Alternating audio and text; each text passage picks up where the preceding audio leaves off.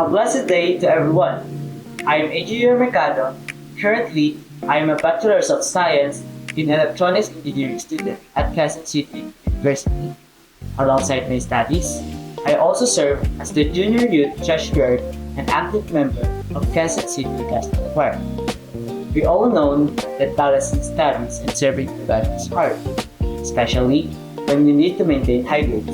Ngunit sa kabila nito, ang pag-iingat at gabay ng Panginoon ay laging nariyan para sa akin. Tunay nga na nandiyan ang mga pagsulong sa buhay. Ngunit dito rin natin natututunan na hindi tayo tinawag ng Diyos dahil tayo ay malakas. Tinawag niya tayo upang tayo ay umasa at magtiwala sa Kanya. As we gather today, I am confident that we will feel the presence of God and find strength in His Word.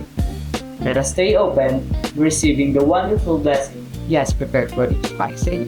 Once again, a blessed day to all of you. We're so thankful because we're not different. We are not on our own. And we are part of the greater body of Christ in the Pentecostal Missionary Church of Christ in the Fourth Watch that is growing better, bigger than ever. Praise the Lord. Let us all stand up today. Before we forget, let us welcome each other as we sing, I love this family of God. And let's give it some time to shake hands with everyone. This family of God, so close, leading to us. They're taking me into the house, and I'm so glad to be a part of this great family. I love this family of God, so closely leading to us. They're taking me into the house, and I'm so glad to be a part of this great family.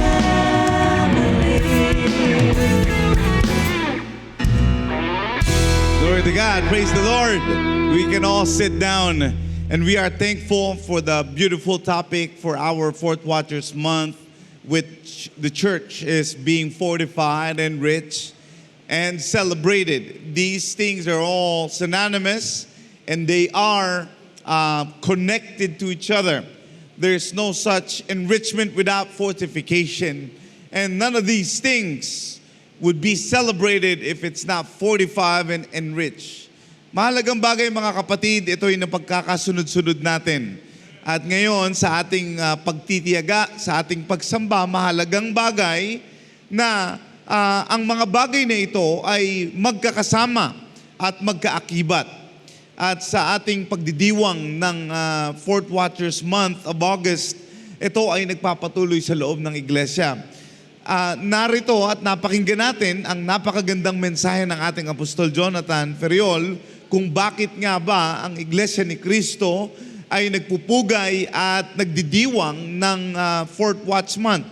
Nakita rito ang pagkatawag ng iglesia, ang pagpapalakas sa loob ng iglesia at kung bakit ang bawat isa sa atin ay pinapalakas ng Panginoon.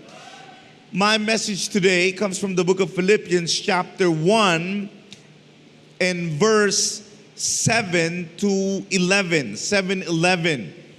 Gaya ng matuwid na aking isiping gayong tungkol sa inyong lahat sapagkat kayo ay nasa aking puso, palibhas ay sa aking mga tanikala at pagsasanggalang at pagpapatunay naman sa Ebanghelyo, kayong lahat na kasama ko ay may bahagi sa biyaya sapagkat saksi ko ang Diyos kung gaano ang pananabik sa inyong lahat sa mahinahong habag ni Kristo Jesus.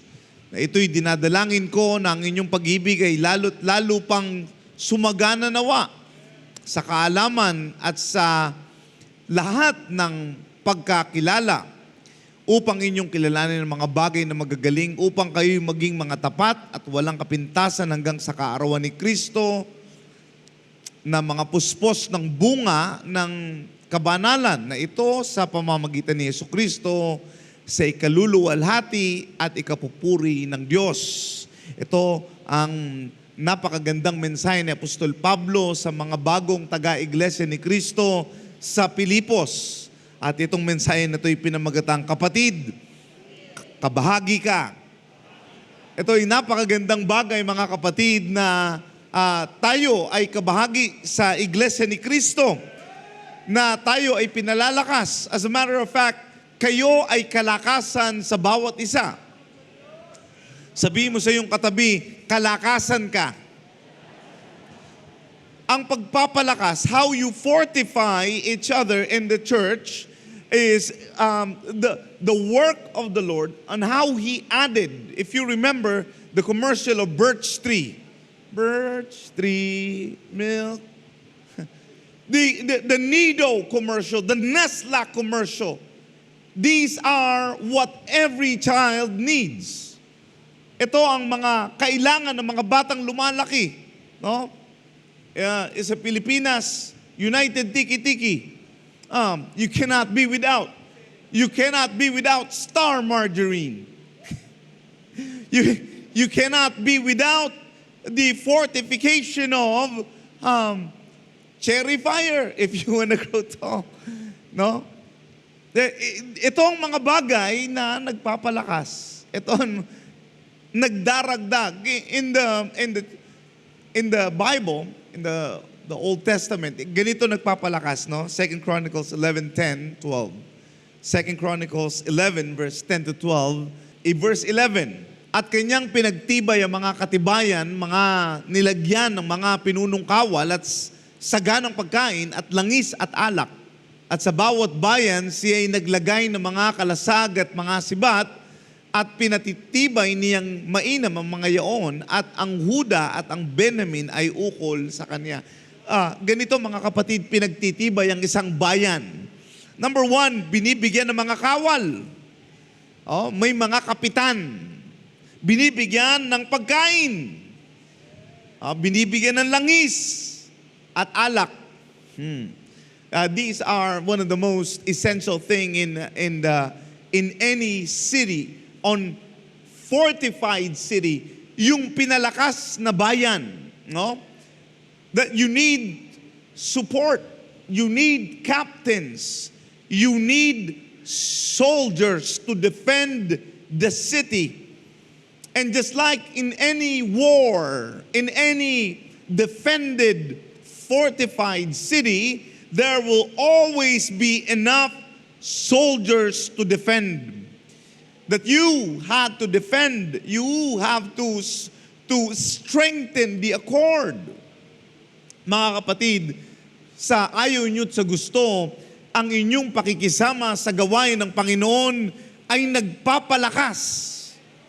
Nagpapalakas. Ngayong umaga, punong-puno tayo. Napakainit na.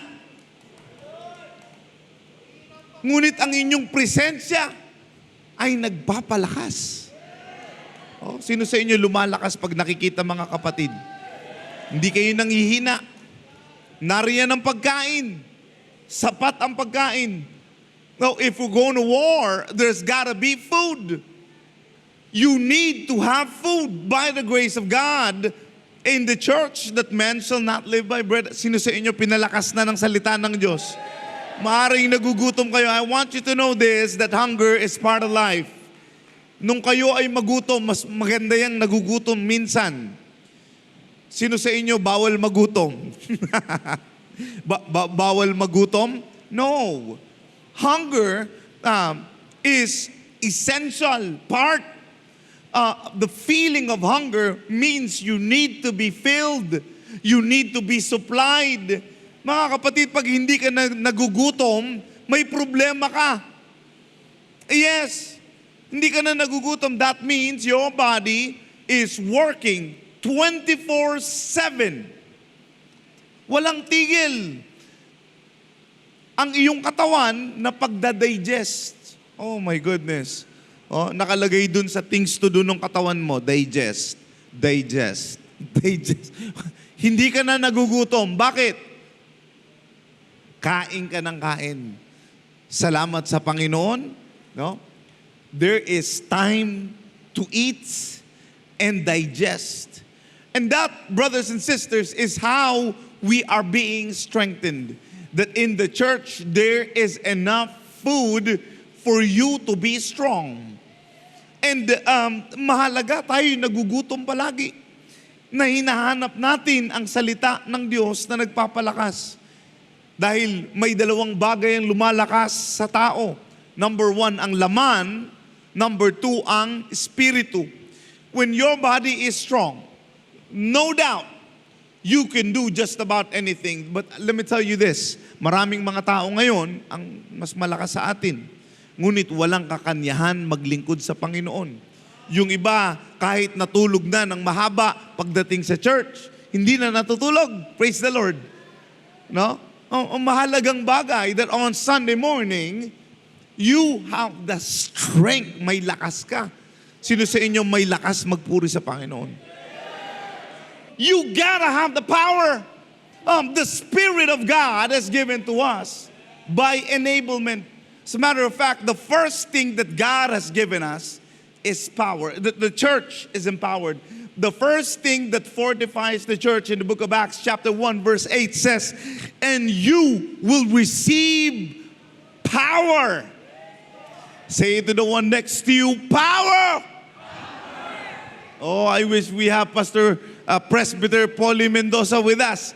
His nickname, his call sign is power. You know why power? As a matter of fact, that's one of the strongest time Novaliches is strong. Oh, bakit? Masigla ang mga taga Novaliches noon.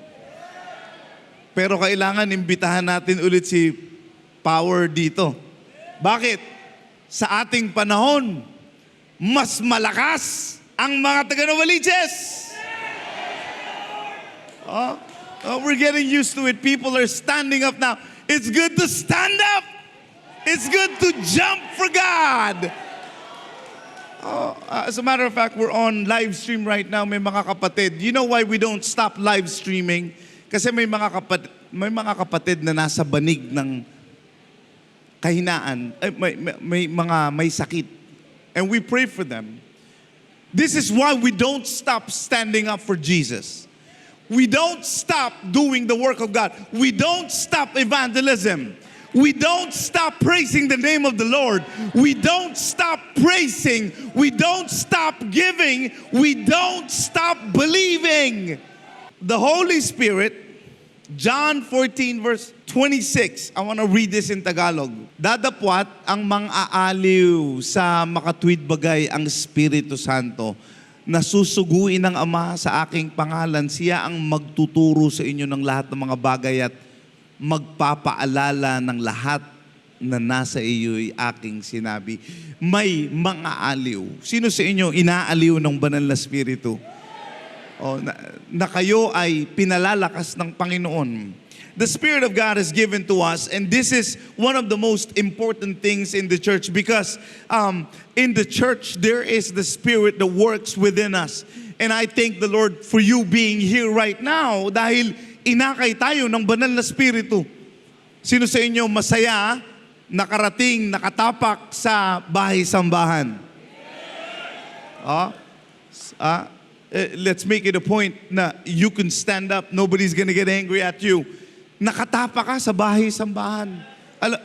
We have a lot of viewers right now and I'm telling you right now, I don't know how much they need to pay. Hindi ko alam kung ano maibabayad nila na para lang, mga kapatid, para lang makatungtong sa bahay-sambahan.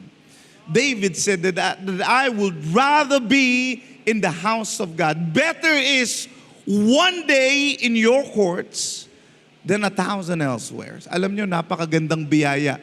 Nasa bahay-sambahan tayo. Pinupuno, pinapalakas. And the Apostle Paul said to the Philippians, which is about to be bigger than ever, ang mga taga-Pilipos, ang iglesia sa Pilipos, mga kapatid, ay bagong iglesia. They are going through some transition. 46 AD to 51 AD, the church in Philippi is now under Roman government during that time. 65 AD, sinulat itong Pilipos ni Apostol Pablo. Sa panahong ito, simula nung ang mga taga-Pilipos, ang iglesia sa Pilipos ay pinasimulan ni Apostol Pablong buksan, nariyan ang pakikipagtalo ng mga taong umaasa sa gobyerno ng Pilipos. Mga kapatid, dito lumipat, it's important.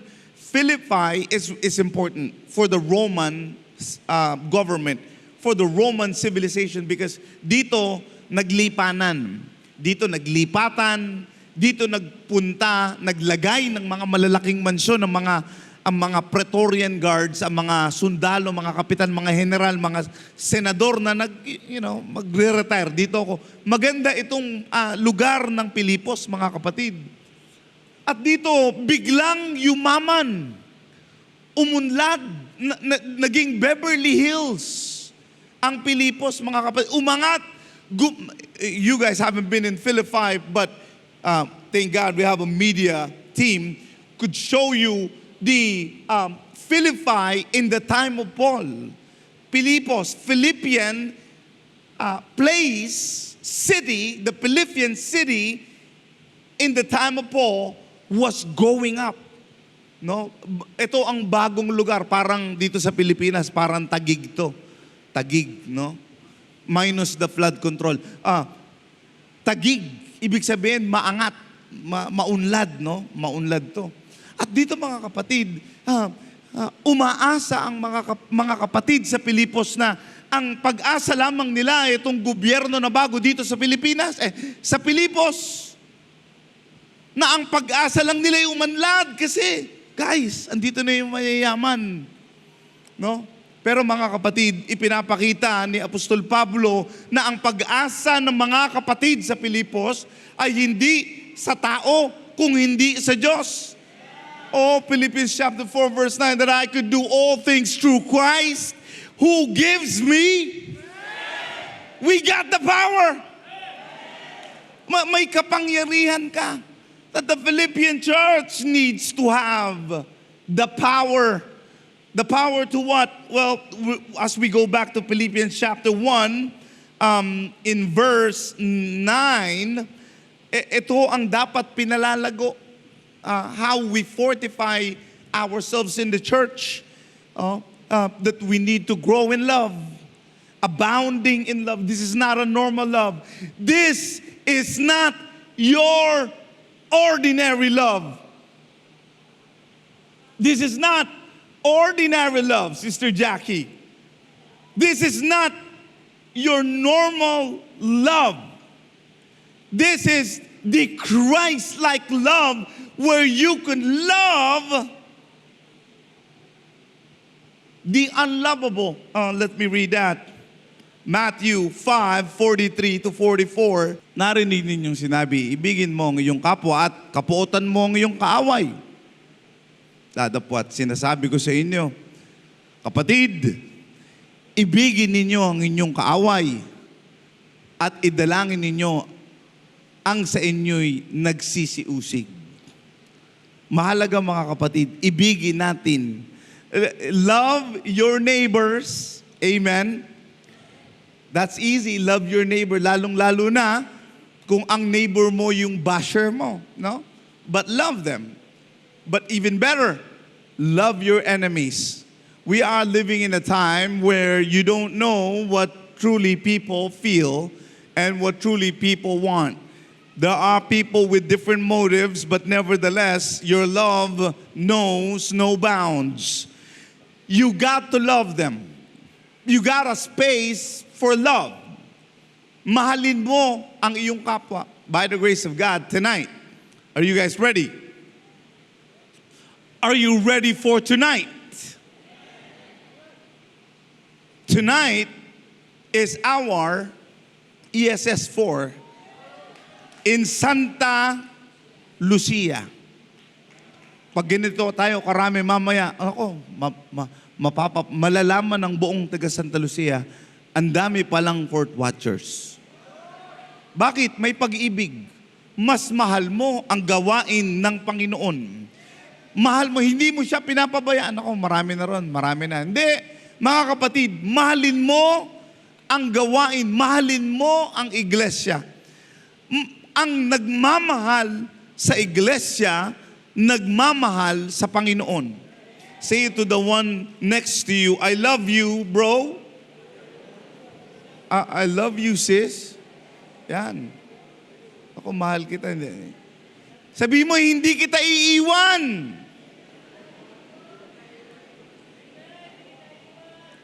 If love is for the unlovable only, kung mahal mo lang kasi hindi na mahalaga, nagmamahal ka. Yung nagmamahal, hindi nang iiwan. Hindi nanloloko. No? Hindi drawing. No? Mahalaga yung, malaki ang gagawin ng Panginoon. You gotta abound in love. Next up, there is knowledge. Na, ang sabi diyan, in verse 9, Philippians 1:9, you abound in love, you abound in knowledge. I want you to know that the Bible is not purely academic. It's not just a textbook. Faith may be a noun, but it serves as an action word. Love is a verb. Verb is an action word. That the Word of God is not just something you read. Hindi ito mga binabasa lang pinapakinggan, no? Ito ay ginagawa. The book of James chapter 1 verse 22 reminds us, last week I read about this, dadapwat maging tagatupad kayo ng salita at huwag tagapakinig lamang at inyong dinadaya ang inyong sarili. Ang nakikinig ng salita, lahat tayo nakikinig. Can you hear the words that are coming out of my mouth? Naririnig niyo ba ako? Are you sure naririnig niyo ako? Yeah, I don't get that. I don't really take that as a face value. Do you know how will I know if people actually listen? They follow the Word of God. They follow the Word of God. And I want you to know that the triumph, the success of the Word of God comes from doing it. Mga kapatid, kahit ipatato mo pa yung verse na yan sa katawan mo, pero hindi mo gagawin, kung hindi mo susundin ang salita ng Diyos, ito ay nababaliwala. Be doers of the Word. Be doers of the Word of God. This is how will you know tonight you actually listen to the Word of God. Lastly, abound in discernment. Oh, this is deep. Discernment. Let's read that. Hebrews 5:14. Hebrews 5:14 says, ngunit ang pagkaing matigas ay sa mga may gulang, sa makatwid ay doon sa pamamagitan ng pamimihasa ay nangasanay sa kanilang mga pakiramdam upang makilala ang mabuti at ang masama, ang pakiramdam. The word that they use here is godliness. Discernment. Godly discernment. That you can discern. Nararamdaman mo. Sino sa inyo nararamdaman ang pagkilos ng Diyos?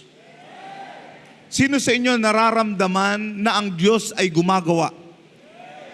Sino sa inyo nararamdaman na parang malapit na dumating ang Panginoon? Sino sa inyo nararamdaman ang ating kinalalagyan ngayon? This is dire time. Sino sa inyo nararamdaman na parang ikaw ngayon ay pinapalakas sa pananampalataya ng Diyos? Discernment is not just feel but to reason out that the Word of God is doing something na nararamdaman mo. No, nararamdaman mo that you have this. And yung pakiramdam, mga kapatid, ay dala ng ng ng pagsasanay. Pag sinasanay mo ang iyong sarili, purihin ang Panginoon sa mensahe ng ating Apostol Jonathan Friol. Sinasanay mo maging matyaga sa paglilingkod. Kanina pa kayo nakaupo. No? Kanina pa kayo nakaupo. Kanina pa tayo nakikinig ng salita ng Diyos. Hindi kayo nagsasawa. Sasanayin mo sarili mo. Sasanayin ko. Sino sa inyo sanay makinig ng salita ng Diyos? Sino sa inyo pagpasok sa church parang nagliliyab na? Na parang ang init-init na. Mga kapatid, maganda pag ikaw nasa church, sanay na sanay ka. I love the word that to use their sense to exercise. Ginagamit ang kanilang pagsasanay sa pakikiramdam. Alam mo, sa loob ng iglesia, maraming tinatawag na pakiramdaman. Sino sa inyo nararamdaman ng inyong mga kapatid sa loob ng iglesia? Kapatid, nararamdaman ko na parang nanghihina ka. Hallelujah. Kapatid, parang nararamdaman ko may pinagdadaanan ka. May lumapit na ba sa inyo na, kapatid, parang may pakiramdam ako na parang kailangan mo ng tulong? You ever do that? Sometimes with the brothers, nararamdaman ko kung dapat magmotor na ulit kami. Nararamdaman ko parang pag nakasimangot na lagi si Brother Marik. Sabi ko, magmotor na ulit tayo. Though we need some time. Sino sa inyo may night out ng women's? Ang mga kababaihan ba nag-iinasal minsan? Nagpapaspa? Hindi, wala rin. Kaming mga lalaki, nag-iinihaw. Maganda ang bonding. As a matter of fact, saan kayo nagpunta nung Sabado? Hindi ako nakasama dahil may check-up si Sister Jackie. Nag-inihaw. Laging nagbabanding ang mga men. No? Mga kapatid, you gotta know that in the faith, we have to have pakiramdaman. Because hindi lahat malakas. Yung iba may pinagdaraanan. I wish I am that brother that says, kapatid, I'm here for you.